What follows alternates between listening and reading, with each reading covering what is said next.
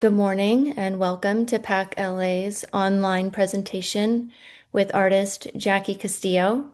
Thank you so much for joining us.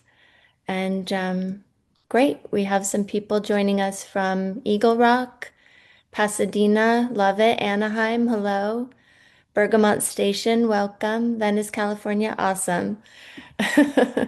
We're so happy to have you. Keep going. I'm Hannah Sloan, and beyond being an art advisor and a curator, I'm honored to be the host of PAC LA's online programs, both here on Zoom and on Instagram Live. Thank you to the leadership of PAC LA for this opportunity. The Photographic Arts Council Los Angeles, also known as PAC LA, is a nonprofit organization devoted to the medium of photography. PAC LA is now recognized as a leading independent resource for the entire arts community in Los Angeles and beyond. Our focus has been to gather and engage experts and curious newcomers in conversation about the ways photography connects and enriches our community. We bring together artists, gallerists, museums, collectors, educators, and individuals to create unique collaborations, programs, and experiences.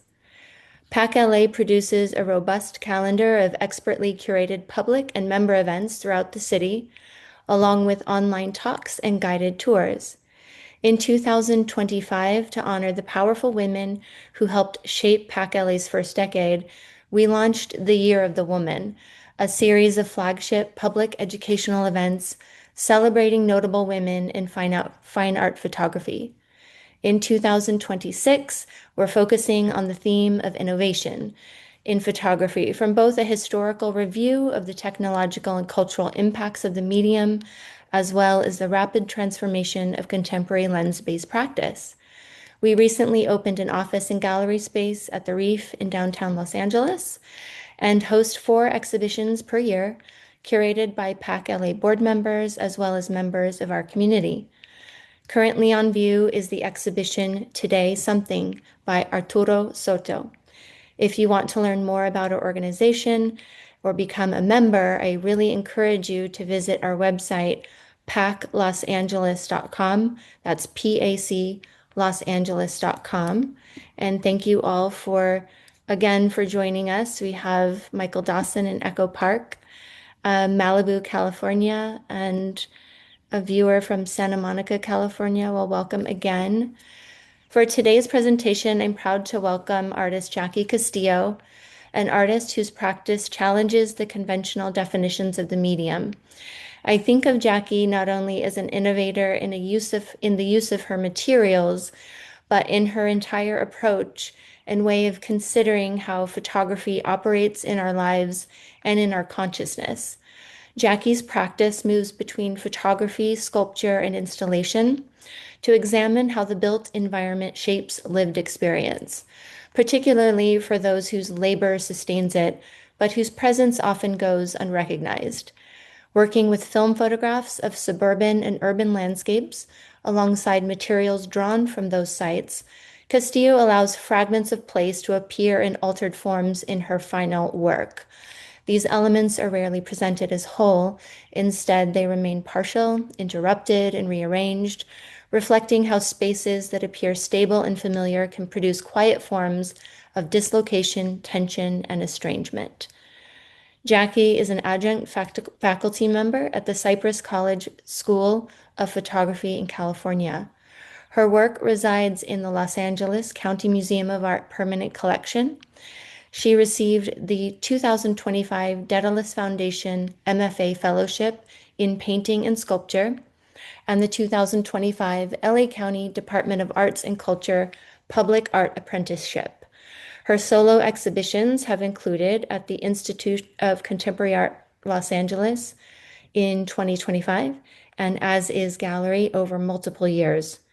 Today, Jackie will be speaking about a project in progress, giving us a very rare glimpse into her process and ideas as they are developing around a specific body of work. Following Jackie's presentation, you are all invited to ask questions. So feel free to place those questions in the chat box during her talk, and we will address them all at the end of this presentation. Thank you so much, Jackie, for being here with me today. I'm really excited to hear about your presentation, and I'm going to turn off my screen while you present, and I'll see you on the other side. Thanks so much, Hannah. Also, thank you for hosting me, inviting me to give this lecture, also to the Photographic Arts Council. Really appreciate this space. Okay, so let's me to hide myself and share my desktop screen. Okay, amazing. Okay, thank you everybody for being here. I am going to present this lecture, Constructing Rupture, the Distance, a New Body of Work. Uh, Now, I organized this lecture not only to introduce some of the conceptual groundwork of this new body of work I've been thinking about and working through, but also an opportunity to deeply trace how the spatial implications of photography have had a pretty strong hold on my practice for many years now. Um, so uh, we'll look at reading how the photograph is a tool to read space, as well as moving into space as social and material power to talk about how space is not neutral and how visibility can be a trap by looking at some of my earliest influences and thinking about the moving from photography to space, what happens when photographic thought becomes a method for constructing physical space. And then I'll link these things to uh, some of the approaches of movement becoming sculpture, both in past works and this new work. And then I'll introduce Rupture at the Distance.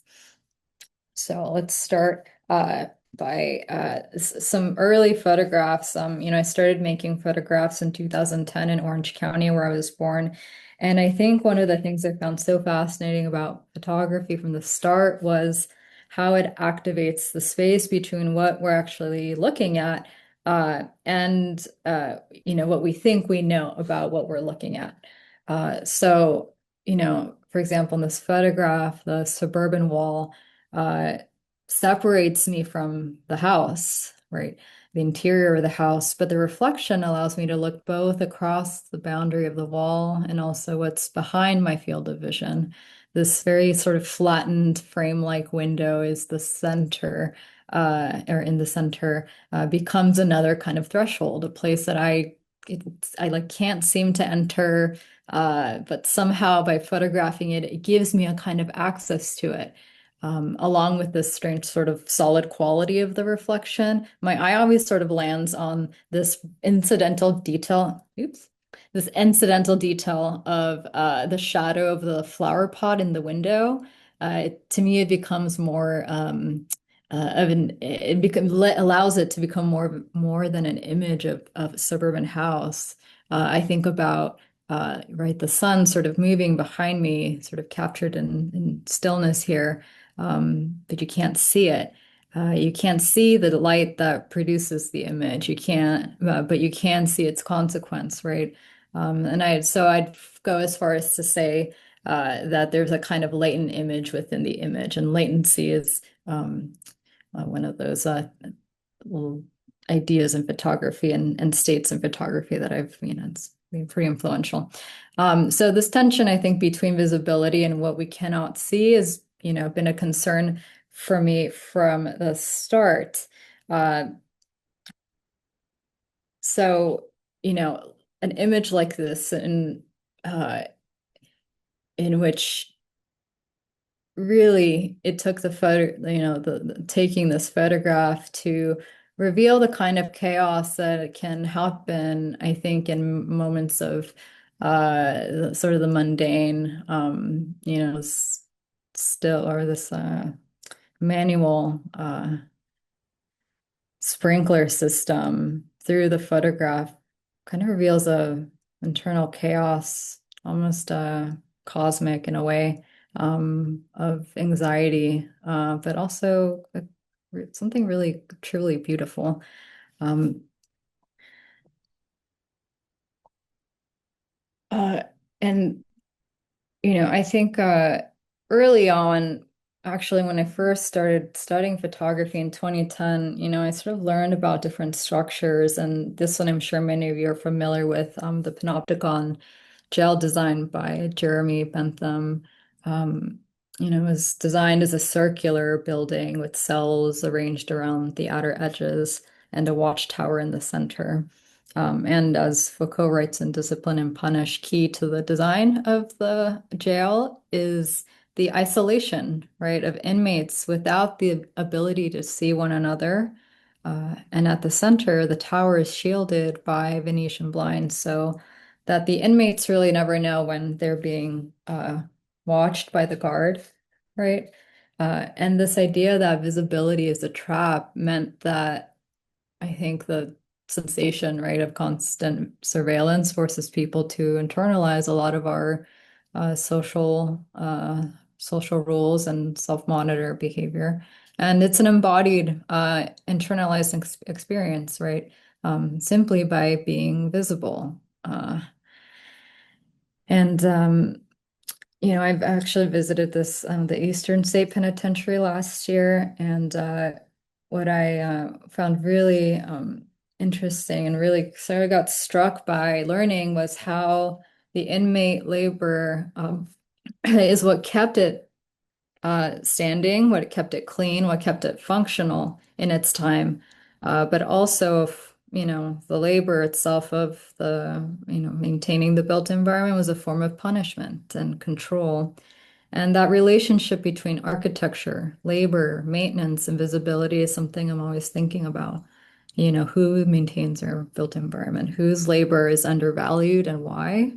And how the materials themselves bear the trace of that class and embodied labor. Summer 2018, it's really early work. I made and photographed the site responsive installation called Tonala 198, titled after the address of a corner lot my father inherited from his mother in Tlaquepaque, Mexico. In this work, I spent a lot of time observing the passage of light in the space that didn't have a roof or a foundation. And over several days, I created an expanded drawing onto the property, dividing brick wall and, this west-facing wall as well. And I look at it now and I think about, what it means for working class people to own property, but lack capital to build up and how that reality sort of reveals a deeper tension between ownership and, as ideology, and I think ownership as a material power, right? Um, there's, I think, looking back at this work now, I can see how an architectural embodiment of this strange labor sort of it gets manifested here, where the fruits of work exist, right? But they can't really be transformed into autonomy. While the property, I think, theoretically gives security in practice, it becomes more a site of strain and a site of immense pressure, I think. Um, and looking at details like this, where the installation kind of starts, it all sort of balances on a single point, a single brick, right, depicted in the photograph on the left, where, the brick itself is wrapped and its texture and material presence is revealed through graphite that's rubbed over the bricks themselves. And transitions to, right, the flattening of space and image, uh, looking at a drawing that is vulnerable to its environments. A photograph I made at the same, during the same time. Um, and I continue to think about what space is and what it can become. And I noticed that I became very drawn to the layers of things and structures and use the photograph to think about other kinds of architectural thresholds.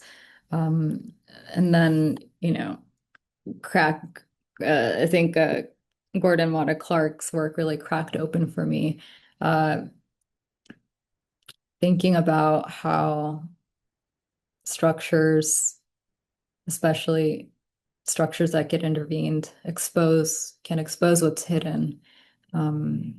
He really transformed the structure, asking how do you split a house in two, the ephemerality and eventual disappearance of the structures, right? He sort of was performing these interventions in buildings and houses that were going to get destroyed. That eventual disappearance is what gives way to the opportunity to reveal it. And the photograph preserves the cut and what the cut reveals. Mm. Uh, and I think this is many before me have asked this question around what happens when a photograph stops being an image of a place and instead becomes a place or a structure in itself. This is a work from 2021, and I conceived of it for as is gallery. These large scale photographs taken around the neighborhood of Pico Union and using finishing nails to pin the photographs to the walls, which hung loosely and immersed the viewer within the entrails of a working class home. The work is titled Gutting, and it refers to both the act of stripping a building down to its interior, uh, but also, I think, the violence of demolition, the violence of displacement, and perhaps the gutting feeling in the body of being taken away from the safety of the sidewalk to the suffocating space of the role housing and home ownership plays in the city's social inequity, especially amid an unaffordable housing crisis. And yet here in this photograph, right, a displaced window shutter becomes sort of a ladder of ascension. There's kind of this magical realist quality to it. Mm. There's moments where a warped awning transforms into a road forward, or kitchen cabinet voids lead to unexplored possibilities. Um, so I think Um, today, I'm no longer merely interested in only photographing the built environment, but really interested in using it to think about how the built environment could be physically reconstructed. And these questions about entering photographic space, right? How do you dismantle it? How do you fragment it and reorganize the architecture of a home, as well as the relationship between that physical cut and the photographic frame? And the question came up several times of whether this work could exist outside this space. In 2024, we reinstalled the work in the main gallery by building out the same architecture of the front room. And now in this iteration, it exists 3 times removed from its original site. And similar to the initial installation, the room tended to breathe as viewers walked into the space and settled with time. All right, so let's see. I wanted to share one of the earliest moments in my practice where the image was no longer something that sits on the wall, but sort of occupied the room by actually pulling sections of the photograph into three-dimensional space. Um, oh yeah, this is an important quote by Merleau-Ponty. It's really interesting that scene. It's thinking about how space is uh, not the setting in which things are arranged, but the means by which the position of things become possible, right? In this work called The Place That Cannot Be, uh, I think so much about how our bodies are not, our bodies are also not just objects in space. I think through our conscious reaching with our limbs or navigating or leaning, the body actively inhabits and organizes space rather than just passively sits within it. And that's something that I've been thinking through how the photograph can also activate. So there's this question of how can photographic practice attend to the body's way of knowing? And, this is something I ask my students often. I ask them, when have you felt a photograph more than you saw it? In this work, two projectors face each other, casting the complete image on one side of the wall and merely the top of the topiary on the opposite wall. In the center is a cone made of photographic release paper that's reflecting and refracting light. The topiary is one of those reoccurring objects in the landscape that is endlessly fascinating to me. It's sort of infused with this endless cycle of labor it takes to produce the illusion of control. And here, photographic space, the top of the topiary sort of appears meek and, sort of small, while the explosive cypress frame behind it seems to be almost upset. So, when pulling that section into space, it's something kind of incredible happened. It sort of appears to be glowing from within. And as people sort of walked around the space, a lot of shadows were cast to sort of watch people be very confused about what they were looking at, where they were, why their bodies were becoming image. Um, and the last sort of note on this work, linguistically, I'm very interested in how topiary, the word itself comes from, or it's a Latin-based word, comes from it's the ornamental landscape gardener topiarius, or creators of topia, of place, which I like to think about as, the sublimation of people, the people who labor to maintain it, taking mass and form in our everyday sort of existence. So here, a three-dimensional object is made from two-dimensional photographs in light.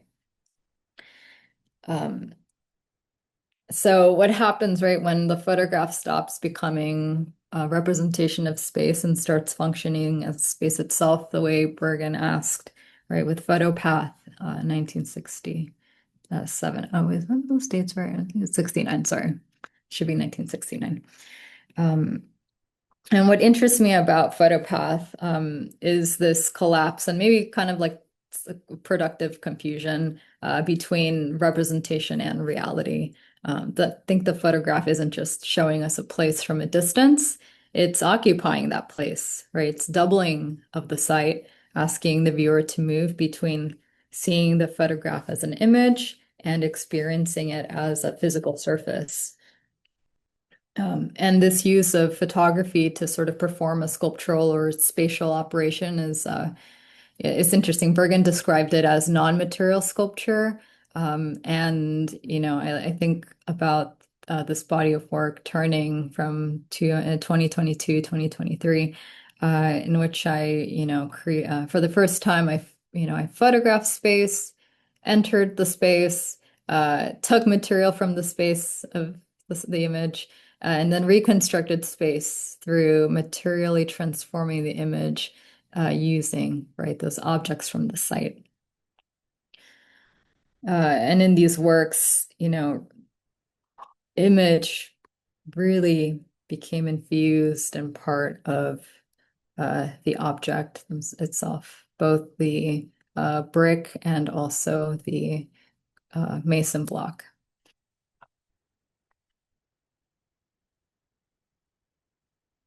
So we'll move how movement becomes sculpture and the role of photography in that, right? One of the earliest examples of the fundamental transformation of movement translated is, of course, the chronographic work of Murray, in which time and movement sort of are conflated here in the single image.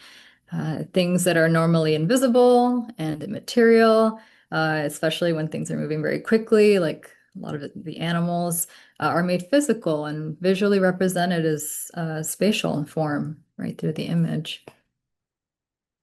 Mm. By 1912, artists like Duchamp and Bala were, of course, influenced and also pushing this idea further, using visuals of fragmentation and repetition. and overlapping forms to make movement itself the subject of the artwork.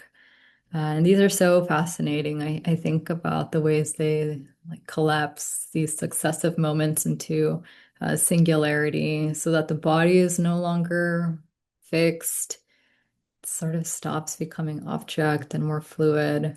And it's something dispersed across um, time and space.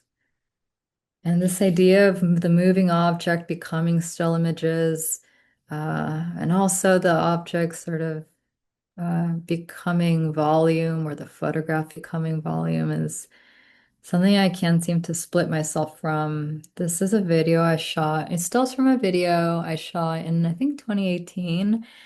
And it was the result of laborers on the right, sort of on off the out of the frame, re-roofing a Spanish Revival home in Mid-Wilshire.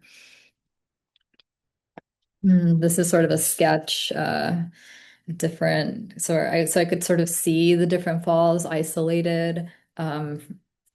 And frozen. And I found what I found intriguing was that what was happening during the moments of transition of the descending material was that it revealed a transformation. I could almost see it when I was watching it live before I was sort of photographing it. Kind of started to soften my eyes when I was looking at these workers, using their bodies to hoist this material in the air.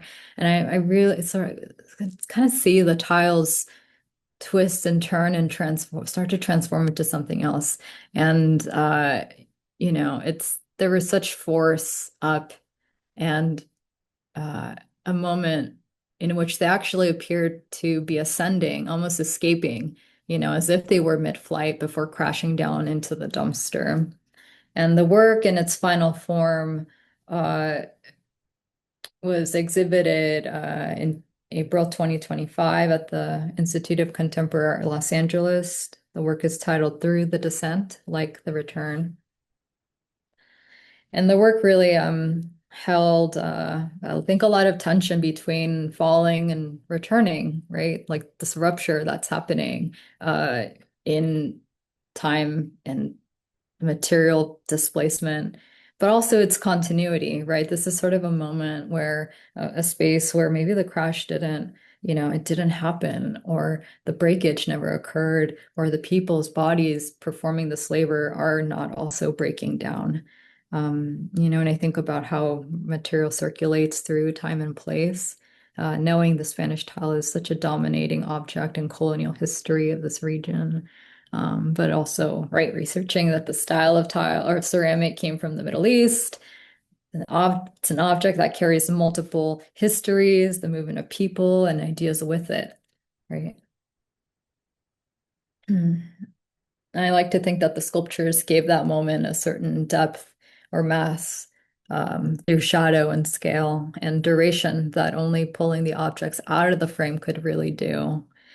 Uh, Down here on the right, there is one photo or a couple photographic works in the installation where there is a question of where the image lies in its new material form. Are the ascending rebar towers beyond the screen material? Are they beyond the surface? Are they on the cement board itself? Or are they hovering above it?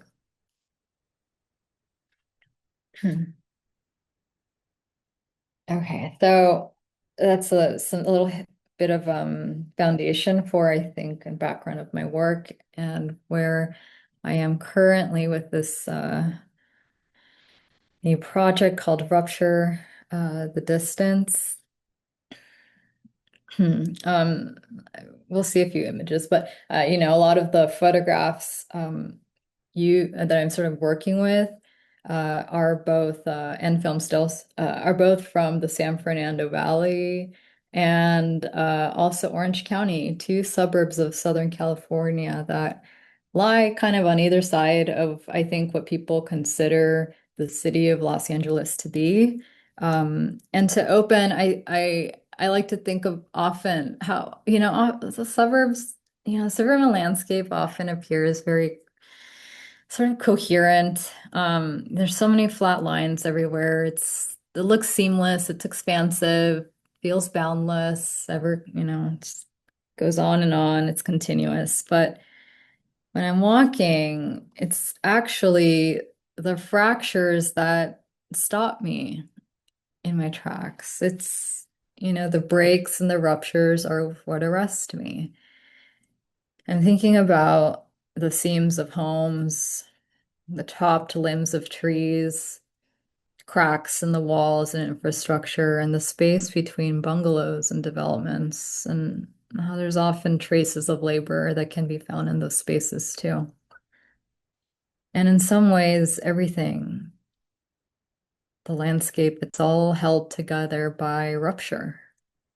And sometimes the places we care about and love the most are held together by the seams of what is no longer there, maybe who is no longer there. And I think about what it reveals at the same time, right? What is revealed by rupture? What does loss reveal? Attachment. Maybe a wall reveals the desire for passage. A gap reveals a wish to connect. This idea of rupture seems to be a condition that makes desire visible. And in terms of distance, I think the photograph is always, it's always made across distance. Light travels across distance to reach a subject at a distance. Meanwhile, the sculpture collapses that distance through somatic presence. The work seems to stand between these two different poles. Um, Also thinking about the distance between the suburb and the city, labor representation, photograph object representation, desire fulfillment. And desire itself I think, merges from this constant gap that exists, right? This distance. Even intimacy can't completely abolish distance. But I also think that distance is not really a function of fusion, but something a little bit more dynamic. I always seem, again, I seem to gravitate towards these moments where the distance and intimacy of knowing coexist with a lot of curiosity. There's a lot of tension, between union and separation, between memory and place, space and people. And without union, or within union, there is a kind of connection and separation, and distinction. Hmm.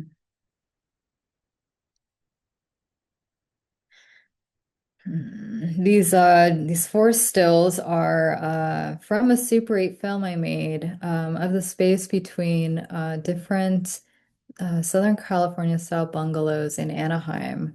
Um, and I turned those stills into a sculpture titled Everything I Remember, and before me, working with my father to use concrete and rebar steel to hold everything in tension. The work kind of operates like a film strip, still, I think, almost flickering from image to image, the same composition of a path, uh, sort of receding towards the horizon line. We travel both horizontally to see the images, but also through the perspective of the images themselves. There are images where the movement is interrupted by a cinder block wall, like on the left side. And this sort of occupies a space, I think, of something that's promised, or just the desire to sort of continue down that sight line. But it's the wall itself that sort of makes us aware of the illusion of distance and what is accessible to us. Uh, yeah, on the right side, that sort of falls away, it disappears. And I find the differences really stark in this work.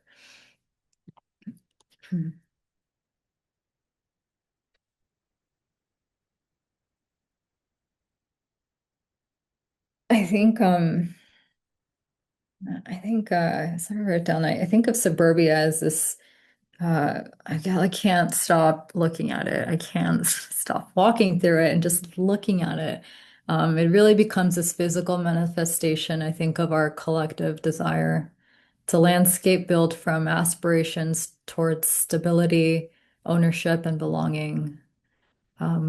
But those aspirations at the same time are inseparable from a lot of histories of exclusion and class, repression, and now, God, unaffordability, unattainability. And I think my work is treating the built environment as this unconscious archive, where, concrete and rebar walls and everyday architectural details hold traces of the social forces that produce them. And it's through photography and the combination of it with sculpture that I try to reveal those hidden structures rather than simply documenting the landscape itself. Like, this is a double exposure image made in camera that I will look at in a little while. We'll revisit it. But I think the double exposure here of this landscape also illustrates a sense of untouchability through the material, and sort of a veil created that's between us and the landscape. And I like to think about this, the Sontag quote quite often, about how a photograph is both a pseudo presence and a token of absence. Like a wood fire in a room, photographs, especially those of people, of distant landscapes and faraway cities, of the vanished past, are incitements to reverie. The sense of the unattainable that can be evoked by photographs feeds directly into the erotic feelings of those for whom desirability is enhanced by distance.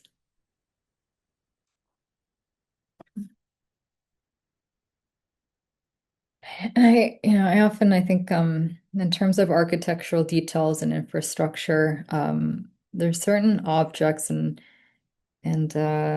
parts of structures that I'm particularly interested in, how they uh I think I think how social relations become reified through them. Historically there's a lot of uh uh forms of labor and power that produce everything sort of everything that appears to be permanent features in the environment. Um, in suburbia, consciousness is often organized through objects in space that seem kind of self-evident, right? There's like the family home, the lawn, the street, the wall. And then there's objects like these here, the zinc plates, switch plates, are part of the infrastructure that while appear kind of deadless, or sorry, kind of dead or lifeless. I'm interested in them because we consistently touch them, right? Our hands are always all over them. Um, but so much so that they disappear right in front of us. And the switch plates, I like to sort of think of them as an interface between what is visible and what is beyond the walls, right? There are currents there happening. Um, and I have this, this is a sketch of these switch plates, uh, enlarging them, right there. So we're looking at a mock-up of a photograph that is around 6 by 7 feet. And the switch plates laid out on top of them at various scales, uh, produced using a transparent material. Uh, and interestingly enough, here, the switch plates kind of become a wall or a series of windows. But in the, sort of, I think there's something about their transparency that also promises access without delivering it, right? You can see through them, but you still can't touch what you're looking at. Uh, we'll see. I'll see how this work turns out. I'm very very excited to sort of start the process of constructing this. Hmm. Um, so let's see, a question, right? About what is the nature of the distance that exists between things that are profoundly connected? This process of thinking about photography and sculpture to me operates like a tool for analyzing this line of thinking. Um, Suburbia seems to have a unique quality to it. Maybe this is what kind of keeps me drawn to it. It itself dreams, it represses, it remembers, it reveals itself through material form. And perhaps the greatest fantasy, the longer the recognition, the longer we look, maybe the longer it's also deferred, the more insistent that uh, I think what is being repressed comes forward. There's another double exposure on the right here that I'm very interested in activating with a larger scale uh, fabricated switch plate, maybe 2 by 2 feet. Um,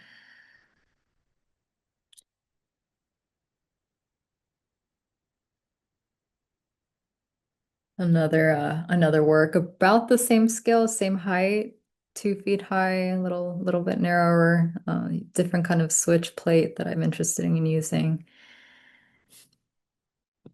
One of the other sort of subjects in the landscape that I think this work sort of is going to deeply dive into is looking at the process of these built structures like substations and water channels.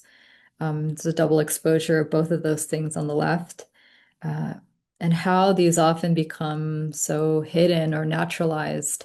And that sort of runs parallel with the current of how power uh, moves, how it its influx into neighborhoods and its redistribution out is something I'm sort of starting to think about. The suburban infrastructure often becomes invisible right through its omnipresence. Here, the water channel becomes electrified and almost piercing the sky, right? Almost puncturing a hole. Uh, a not so hidden rupture becoming present.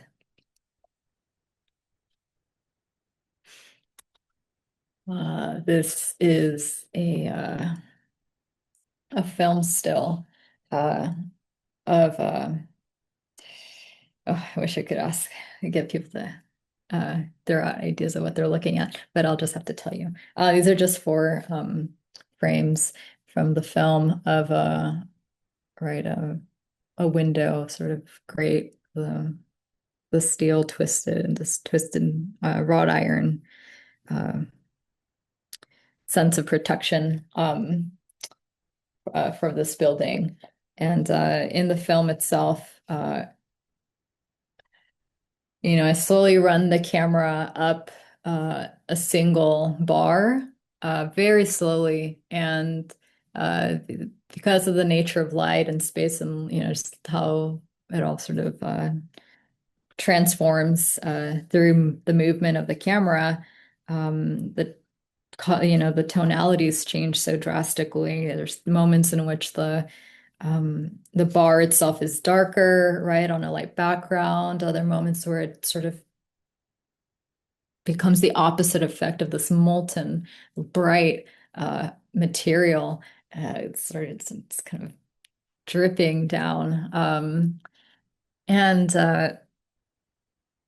I have this idea. I've always been really enamored with the I-beam at As's gallery. Again, it's one of those objects that seems to disappear in the space, as even though it's the darkest thing in the room. We so rarely see it activated, but it's both present and it's not. I also really uh, found it amazing how, in many ways, it is, it's the strongest part of the building. It's the spine of the building, uh, and it's somehow empty. And I have this idea of taking these film strips and placing them sort of experimenting still about what kind of surface this image can land on, whether it's metal or a sort of fabric, and fixing it within that space. Um, I imagine it. I think also, it also kind of looks like a spine. And I love this idea of like, the architecture becoming body, and the body being able to use the image to pull oneself up and out of the space, to ascend, perhaps. Um, I think about again, it's like just another suburban detail, right? But it has so much to do with entrapment, with rigidity, with escape, right? It transforms into a rope, even though it's metal. I like this idea of the iron bar being turned into silver of the film, and then returning back into the same material register of metal again. Um, and yeah, this sort of inverting of the object and extending it, I think, I think in this moment in which maybe the bar is no longer, blocking passage, but it becomes passage in a way, like a conduit or a tether or a thread. But maybe it's also none of these things, right? Maybe, because I really do, the ceilings are, I think, I forget how high they're, 15, around 15 feet. Um, but maybe the work is also about connecting two spaces without fully becoming or fully belonging to neither of those spaces. Um, let's see. How are we on time? Should we move on to questions? Hmm. Thank Welcome you, back. Jackie. Yeah. You. Um, sure, we will move on to questions. Thank you so much for that presentation. Mhm. Whenever I have the good fortune of encountering your work and also talking to you, I feel like I get an expanded view of just the built environment around me. Mhm. And I'm treated to the experience of not taking for granted anymore what is behind those built environments and how they are organized and the materials around me in the built environment and all sorts of things. So to kick off the online programming around innovation with you is such a treat. You're really incredible. That was an excellent investigation into your work, and I loved hearing the foundational pieces of your work from about looked like you started in 2013 with this presentation. Yeah. Yeah. Mhm. I'd like to open it up to questions if anyone has them. Please put them in the chat and I will read them and Jackie will respond. We have Craig Krull has asked, your work has extraordinary interactions with space. Have you explored this in live actions or performances? Um, I no, not live. Well, not to the public, I guess. Part of the instruction specifications for the floor, a lot of the floor bound works have to do with me actually coming in and installing them. So, a couple tons of bricks. I don't expect or ask preparators to put together. I ask that I am allowed to sort of come into the space and arrange it all myself. Um, and because it's so, so laborious and kind of tedious, and conceptually, yeah, it makes more sense for me to be putting this together. Never recorded myself doing it, but it's, yeah, yeah. Is being the one who assembles the materials a stipulation of your work with every venue, including museums who might acquire your work in the future? Yeah, that is something that also I'm learning and working through right now is like, as a piece is going to be installed, like, okay, that was part of the instructions when the work got acquired. So it's yeah, it's part of that process. Because your labor is also part of the piece, or whomever Mhm. is conducting that labor, I feel is sort of part of the whole overall meaning of the final work. Thank you, Craig. We have another question. Love hearing about your executions with your father. I would love to hear more about your work with him. How did you start working with him? How does your working with family affect your process and pieces? Yeah, it's a really pretty important part of my work more recently. Before, my father and I, Roberto, collaborated very deeply on Through the Descent, like the Return. Um, Conceptually, that project also had so much to do with uh, returning home, like a lot of like one of the source images of those rebar towers that my grandfather actually made on the roof of his home. Um, and he's somebody who, it's this lineage of making. And I think it's something that comes, you inherit it in a way, right? I always felt a sort of deep connection with the makers in my family, that had to do with, I think, being very sensitive to space and material. So actually learning so much from my father and sort of seeing the way he would think through a problem and turn it in his mind, um, was something that for me has been a pretty important part of my education as a thinker and maker. Um, yeah. Thank you. And kind of connected to that question, Gina asks, curious if you collaborate with other artists when you're fabricating the sculptural elements in your work. I suppose I would consider whoever first made the objects that often gets sourced. In some way, it's collaborators, because somebody labored to make those things. Um, but so far, I haven't in terms of like, oh, creating a new like this new project actually is probably the first body of work in which I am in conversation with other artists who know more than I do about sculpture and making. Um, and it's actually been really sort of wonderful for me to have people dialogue with, and to, again, continue to share ideas and learning from them in this sort of trusted environment. Um, yeah, I think for this new body of work, it's play a big role in its production. When do you foresee you'll be completed with this new work that you shared with us in the last part of the presentation? And where can we see it if you're allowed to talk about that? Yeah, the work it will, I'm hoping to exhibit it March of next year at As's Gallery in Pico Union. Um we've looked at, I think we looked at maybe four works, but there are sort of other works that are sort of getting drafted that, continue this sort of thinking. Uh yeah, an exploration into those ideas, those new ideas.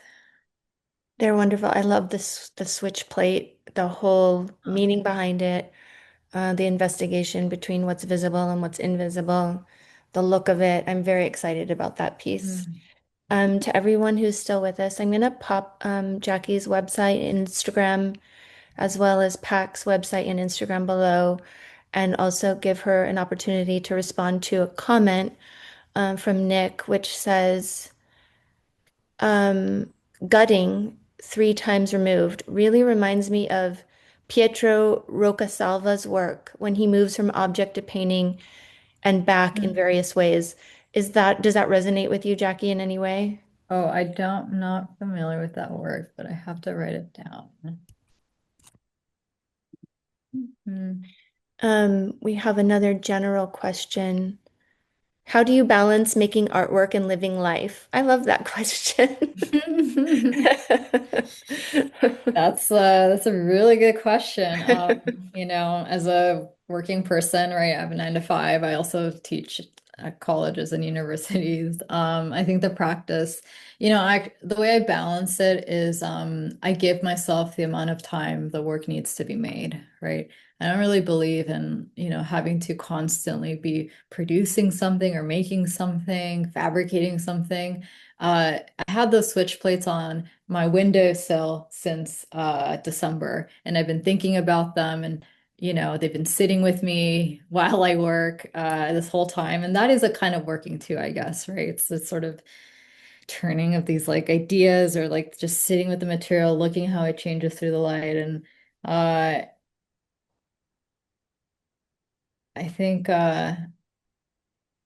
when things slow down a little bit, and maybe in my work in work time, that's sort of when I get to, okay, I've been processing all of this all of these ideas, all of these images, because I'm also actively making images, and walking, and it's a different part of my practice. The street is the studio too.